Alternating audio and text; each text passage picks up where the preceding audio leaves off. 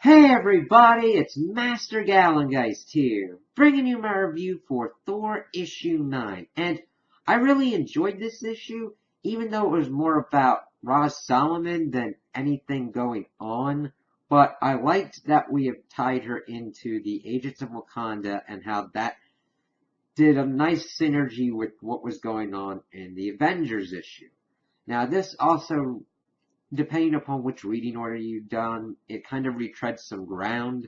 Whereas that one more focuses on the Agents of Wakanda, this focuses on it from Roz's perspective. And we see that the issue starts off with Dario Auger having a conversation with somebody says that Dario called them and was like crying about what they've done. And we flip over and it's Roz in her Agents of Wakanda outfit and everything, talking about how she's changed and everything since Broxton. And we then shift over and we see kind of her whole introduction with Okiya giving her kind of the rundown of what they're trying to do, how S.H.I.E.L.D. was ineffective and that it won't be the Agents of Wakanda won't be misused like S.H.I.E.L.D. was as long as she's allowed to swing a stick, and kind of runs her through what's going on, the kind of support staff that they're going to have for the Avengers and everything, and that they've got all the different kind of agents that they can with like global and intergalactic kind of reach. We see Gorilla Man and Kazar there, and introducing her to her kind of weapons, a vibranium gun that fires vibranium bullets, and that she has to retrieve those bullets if she can. And she's like, really? And I'm like, yeah, I take vibranium very seriously. Showing her her outfit and everything that's based off of the Black Panther suit, and the cool kind of hover car that she's got that's more advanced than the Shield one that she had.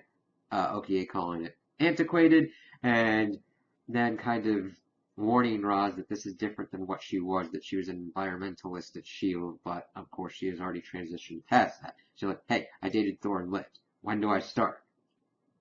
We then go over and see her doing her mission that the Black Panther had shot off a satellite into space, and with the assistance of Odin, has it be able to scan for extra-dimensional energy sources. Finding a butcher shop that has like bilge-snipe meat. She found a light elf sex worker in San Francisco that she hopes will be a friend. Fought a troll in Berlin, and has been focusing on this one group in New York, and that they've gotten with like traces of methane, usually from swamps like in Svartalheim, for the Dark Elves. Is like, ooh, okay. And she's able to sneak in and see that it's bigger on the inside than it appears on the outside, making some jokes about like the rent and security deposits. But we see some Dark Elves moving around. She's kind of cloaked and everything up top. But then we see a Bifrost kind of bridge open up, and a Frost Giant comes through. Very good.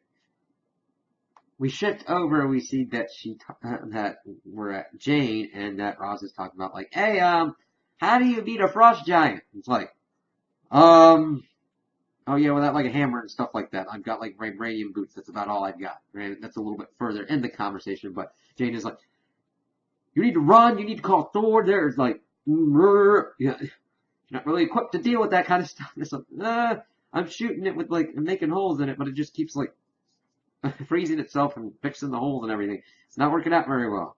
Because evidently, Frost Giant eyes are so good that even if you're cloaked and invisible, it can still see you. Granted, it's also because of the size differential and everything, and what would go on with eyes at that size as well, and it's understandable.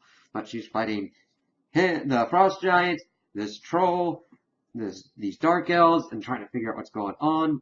And of course, Roz is talking to Jane throughout all this, and she's like, I tried to lift up your hammer, I wasn't worthy. And Jane's like, listen, none of us were worthy, not even Thor. That doesn't stop this pride thing. Call Thor. And before this, we had seen that Okiya said that the Agents of Wakanda could keep rooms at the Avengers Mountain, but of course Thor's there. We see his room and everything, and She-Hulk goes in to train with Thor, and I know they're supposed to be probably like thinking, oh, it's training, but this is She-Hulk and Thor, and I would actually think that it would actually be training in this sense, where they would be fighting each other at this point, just because that would be their fun idea of a date. You know, it's just like, okay, yeah, he's doing his thing, and that had been part of it as well. But I'm like, um, frost giant in the middle of New York. You're going to need some help with that. But of course, she gets to thinking through, and the car gets called in, and they're thinking, oh, what are you trying to do? And of course, the troll guy's trying to strangle her and kill her because during Broxton, she had killed all these trolls and everything, and evidently this is one of the brothers. And she says, loot, and, or, I think it's more loot, like L-U-T. And evidently, it's like, what the? And the car teleports them to the Loot Desert in Iran.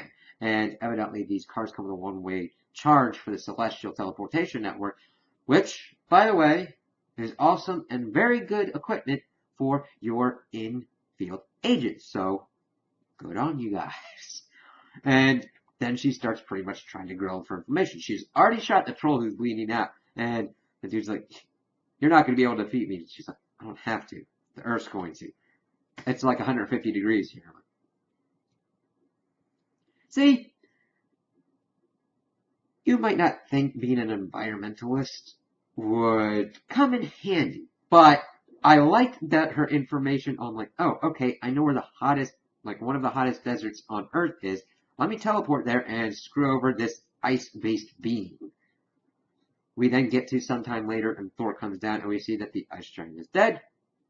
She fills in Thor about their black Bifrost, and that she wasn't able to get the information of when the invasion is coming, but it's probably soon. And Thor is just like flabbergasted of what she's kind of done, and saying that the troll has been shot, and that if you're quick enough, you can probably get into a doctor. And Thor's visibly like upset about like what's going on with Ross. He's very concerned, and I'm like, "Are you okay?" She's like, "Yeah, I'm just become what I'm supposed to be," and she's using Roxton to drive her and all that. Wow, okay. And we switch back to Dario and her talking, and he's like, no, fake news, I didn't call you and all that kind of stuff. Leave. And she thinks about shooting him, but decides not to and leaves, and Lick then comes in and says that the boss wants to talk with him, and they go through the Bifrost, even though he's like grousing about like house arrest and everything, but they go through, and we see Carl Borson. What the hell? He is doing espionage work for Odin. He says, listen, I got this. I've done what you've said. Now let me be the god of fear, brother, and kill some dark elves and all that. It's like, ooh. It'll be interesting to see Carl Borson more on their side. Now, granted, we've seen that kind of transition and shift where Carl is essentially a Loki-like character, except where we've usually been more informed about that relationship with Thor and Loki, we're getting more of that information of it's kind of similar to what is between Odin and Carl. And I was like, that's kind of interesting. He's like, okay, let me do my thing, brother, and help Asgard. All right. Now, granted, we don't know exactly where Dario and Ulik went and where Carl is. So, ooh, you got that kind of information? That's going to be important for the War of the Realms when that starts up more and becomes more focused on the endgame scenario where Malekith's trying to go. So those are my opinions on the issue. Tell me what you guys think in the comments below. If you liked it, if you didn't like it, if you agree with me, if you disagree with me. Also like and subscribe, and I hope you have a good day.